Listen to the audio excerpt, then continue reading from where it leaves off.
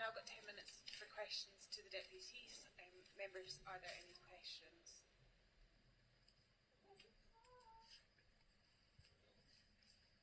Councillor Graham.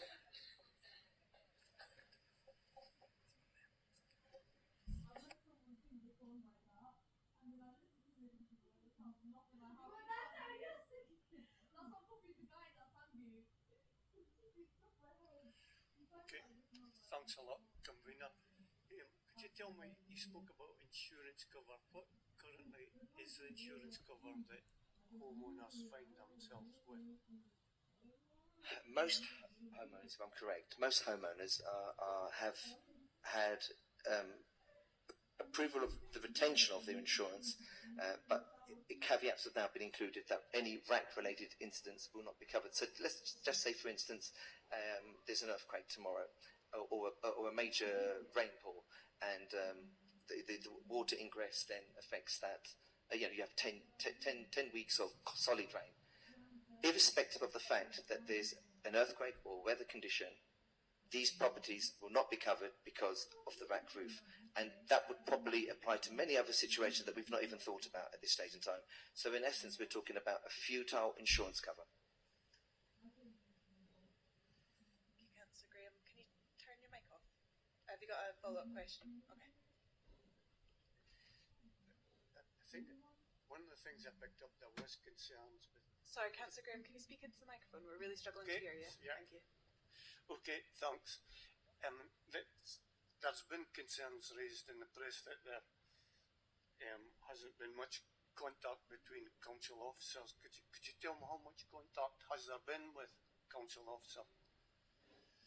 From what the community have said, and I'm sure Hannah can correct me if I'm wrong,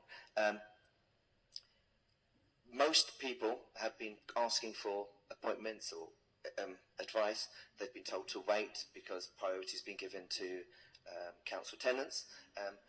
The one lady who managed to get through to have an appointment was very disappointed because she was told at this stage nothing can be offered. So absolutely no support is being offered. So when you say council officer, you're talking about... so direct responses I've had with council officers has been very meaningless. Initially, focus was on the council liaising or being in dialogue with Scottish Government, UK Government, seeking a wholesale approach to this, wanting to help homeowners but not guaranteeing it. However, after the urgent business meeting on the 29th of February, none of those came back to myself or any of those other people that got a similar response to say, sorry, we couldn't get any funding. They simply said in the letter that was sent out to residents, in essence, you're getting nothing from us. We absolve ourselves of any responsibility. For me, that's a disgraceful way for democracy to play itself out. And I want to say that very clearly now. Councillor Graham, I have other hands. One more question, then I'll move on and I can come back. Okay, maybe I don't need to ask it because I think I've got the answer. Do you feel let down by democracy, both the UK government, the Scottish government and this government?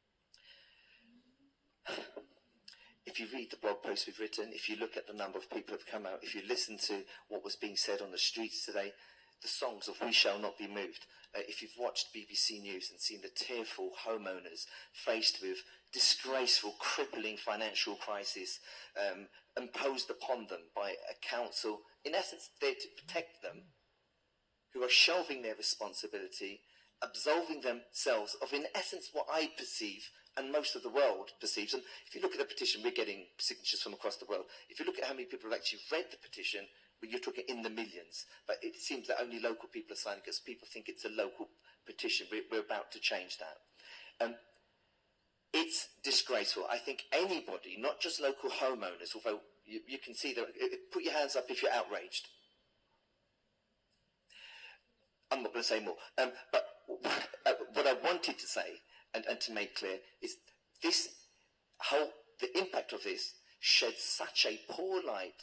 It's such a poor indictment of how democracy plays out in the West, in the UK, in Scotland, and particularly in Aberdeen. If I was a councillor sitting here today, I'd be hanging my head in shame. That's my opinion.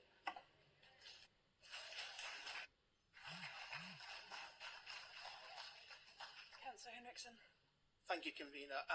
If I can ask Ms. Chowdhry, you received the letter in November, and you contacted the council by email or by phone to ask any questions. Is that correct?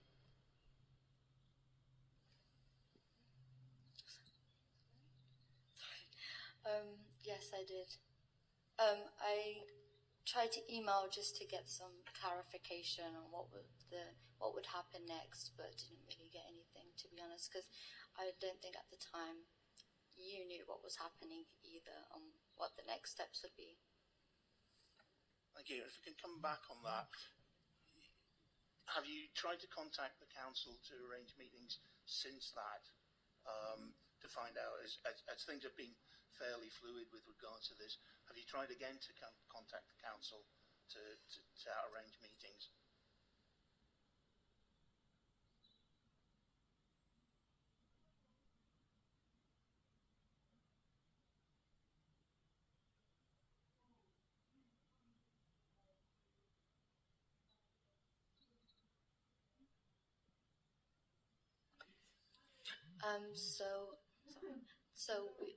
We did try and email. Several of us tried to email, but there was no indication of something certain happening. There was just indication that it might happen, but there was nothing definite. There would be a meeting. I'll intervene in this one. So emails have been sent. Further queries were sent out. We didn't ask for a meeting, but neither was a meeting offered to us. Now, considering the emotional burden upon residents and people, and don't forget, there are people here that have also been contacting and asking for meetings. They weren't getting meetings from council officers or from any representative of the council, whether it be elected members. So there definitely seems to be a huge reticence, reluctance to get involved with the community. It seems completely to everybody here, put your hands up if I'm correct, that there is no desire to engage and that absolution is the option that the council's taken. Councillor McClellan. Thank you, Convener. Can we perhaps just first of all ask officers that question around the engagement, or is it just to the deputation this time afterwards? Okay. This is questions to the deputies. Grand. Okay, no bother. Just in terms of the 7 actions the deputy has put to elected members and the committee today, just in terms of the support that you've asked for under point 6, and also the mention of rather than demolition, just to confirm that you are aware that the council's carrying out an options appraisal, and that therefore demolition is not what's been decided. Could you just confirm that you are aware of that? I want everyone to hear that. So demolition has not been decided. Absolutely nobody here knew that until you've said that. So that information is not public knowledge. The letter we received from the council posed demolition as one of the options to be considered, but it didn't list any others. So primarily for anybody who read that letter, that was fear-mongering. That was an opportunity to place a threat before them that demolition was the intended goal. But to be honest, if you're saying demolition is now not the primary option, we seek clarification what's going to happen to council tenants. There are many council tenants that are stating they want to stay in their homes. They've built them, they've refurbished them, they've developed them, they've changed them to their likings. They too want support. We're not just here to support those homeowners. We don't agree with that permanent relocation. Don't make our communities into ghost towns. Thank you. Convener, obviously, what I said was it's obviously it's not the only option as part of that process, but obviously it is one of the options, and therefore maybe the outcome at the end of that process. But we need to see what comes back from officers at the end of that options appraisal for the future of the area. So I just want to make that absolutely clear. So my question was around the support that is being requested, and given we don't know the actual full extent of the works that will be required, if demolition isn't the option to go through, what support are you asking for then?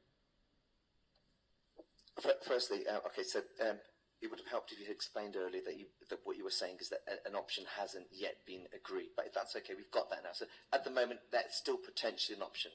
Yes. Okay, so for now, we've made it very clear from the outset. Our primary goal as homeowners is for you to accept that there may have been negligence, duty of care, selling of a property with latent defect. If you acknowledge that, then surely it's a moral responsibility placed upon this council to ensure homeowners are not affected by those historic decisions. You are not absolved of responsibility because oversight was lost from the point you knew about RAAC to the point when you rediscovered RAAC. At the end of the day, that moral responsibility remains because you built those properties. Did any of you here build your property? Put your hand up if you built the property. No. Put your hand up if you didn't build that property. I don't think anybody else built the property, so the buck stops here. Thank you all. We're now out of time for questions, so we'll move on to the rest of the agenda. Convener, we should move a point before that. I was going to move a point of order, please. Not a member of the committee, are you? I thought I was replacing Councillor Tisera for this item. Sorry, was that not notified? No. Councillor Tisera, please could you notify the convener on replacing you for this point, please? We're moving on with the agenda. If you've got a point of order and Councillor Tisera is coming away from the meeting, then what's your point of order? And which standing order does it come under? It's 14.14 under deputations. I would like to suspend standing orders to allow more questions to go to the deputation, given the sensitivity of this issue and the importance of this to such a huge number of people in Aberdeen.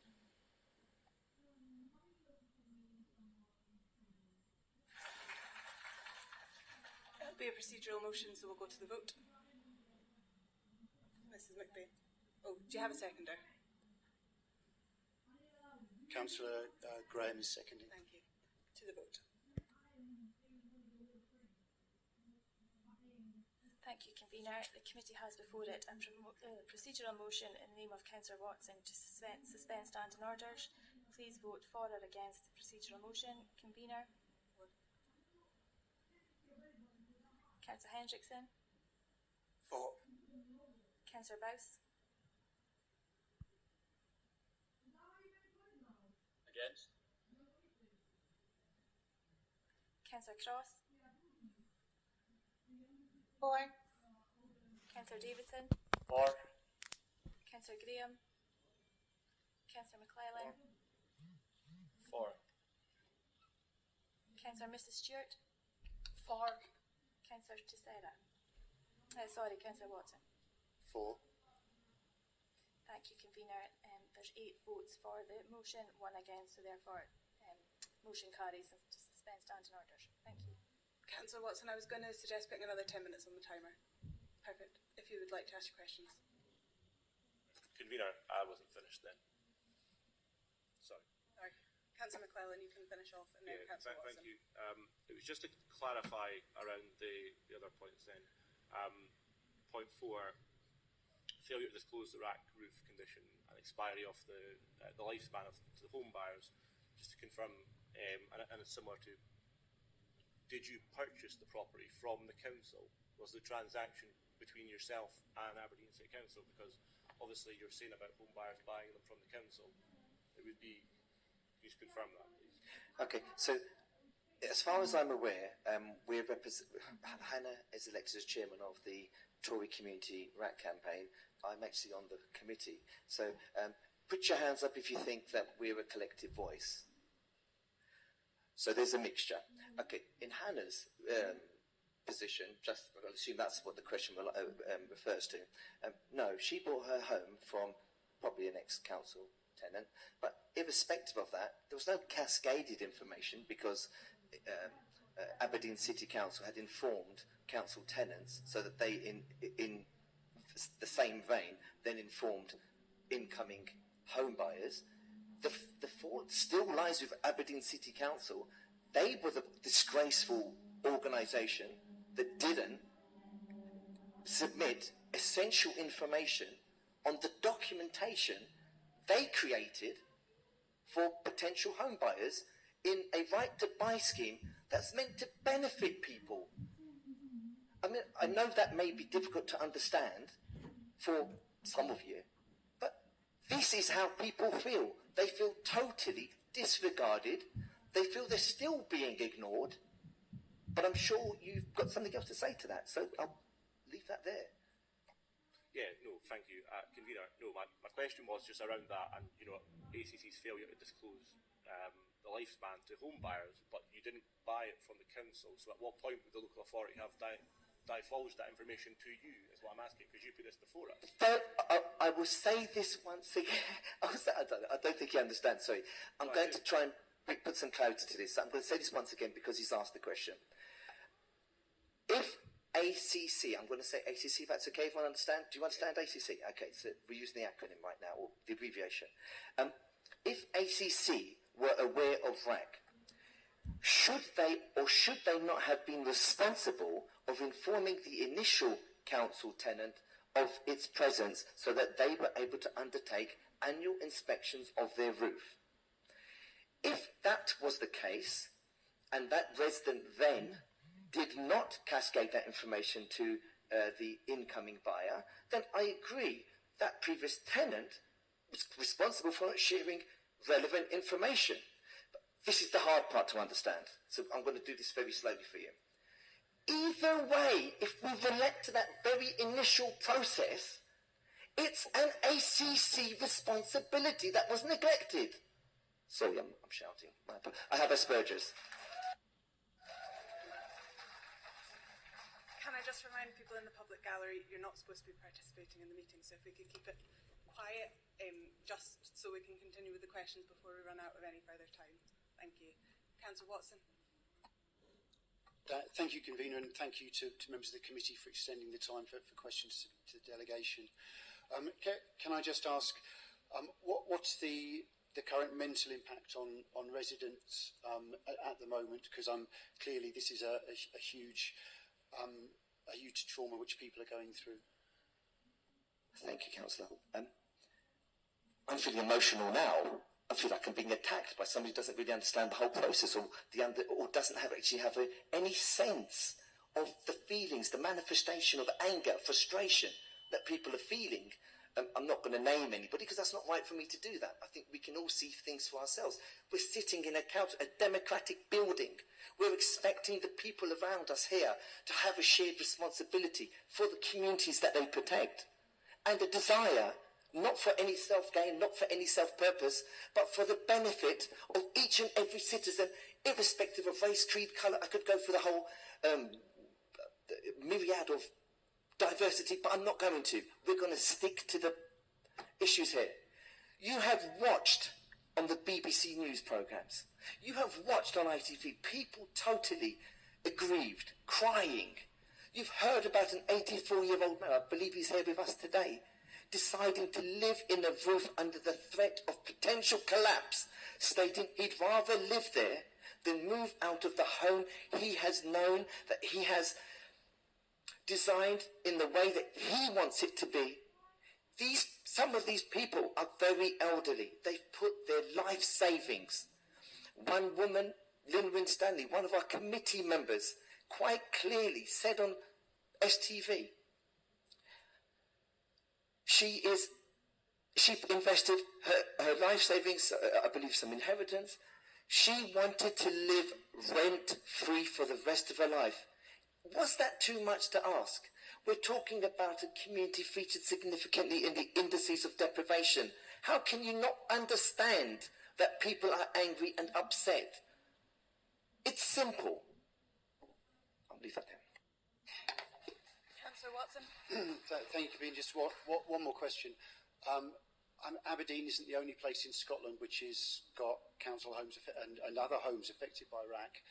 and it's always helpful learning from experiences from elsewhere. Can I just ask if the deputation has got, if there are experiences from elsewhere which we could perhaps learn from? Hannah and I travelled to West Lothian yesterday. We've met with similar homeowners. We're going to be doing a group effort on this as well. One woman had to fight 20 years with West Lothian Council.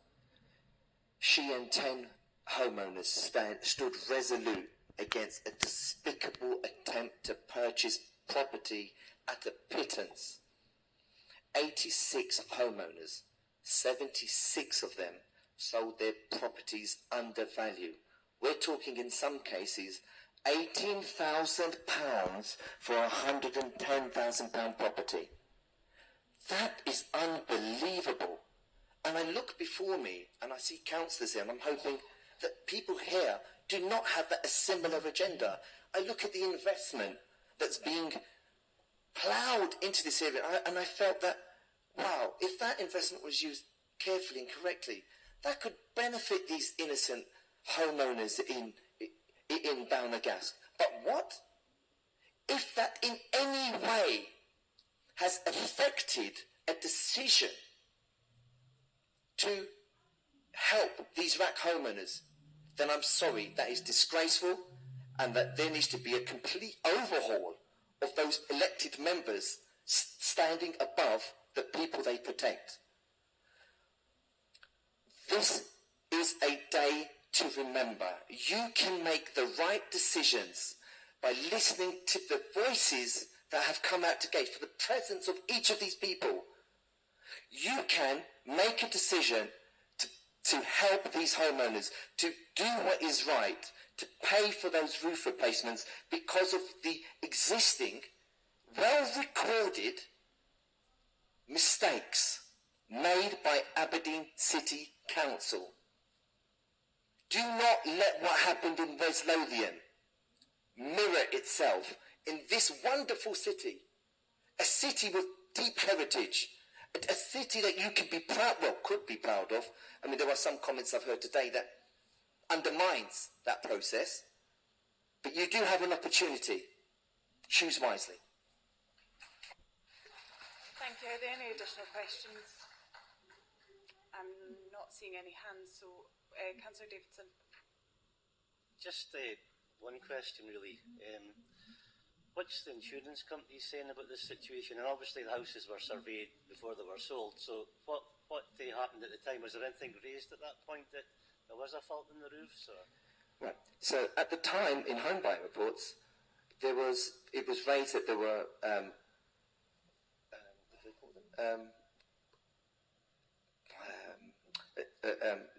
outside the norm roofs, if that makes sense. So they required an inspection. No mention of RAAC. An inspection was undertaken by most of those buyers, and everybody who got one of those inspections got a positive yes, because RAAC inspections aren't law. Hannah has actually written to MSPs. She's written to the UK Prime Minister asking for that law to be changed so that future home buyers are protected. And RAAC is identified during a home buyer report, or in England, a home survey. She has done that for you because this council didn't bother. Regarding insurance companies, many people had difficulties in the initial phase. Fortunately, after an email from Douglas Ramsden, or it may have been Michael Mara, one of these MSPs, I apologise to whoever I'm wrong about, ABI have clarified that the majority of their insurers will continue with insurance cover for these properties. But it's been clearly stipulated anything RAAC related, like I said earlier, is not to be covered. And I'm almost definite that as claims arise, insurance companies are going to do everything in their power to identify the issue related to that claim as a RAAC issue. These insurance policies are futile. Please make the right decision today and look after the people you're supposed to be protecting. Thank you both for your deputation. We're out of time, and I don't see any additional hands for questions, so Thanks so much for your time. We'll now move on to 11.4, the reinforced autoclaved area to concrete RAAC update. If I can call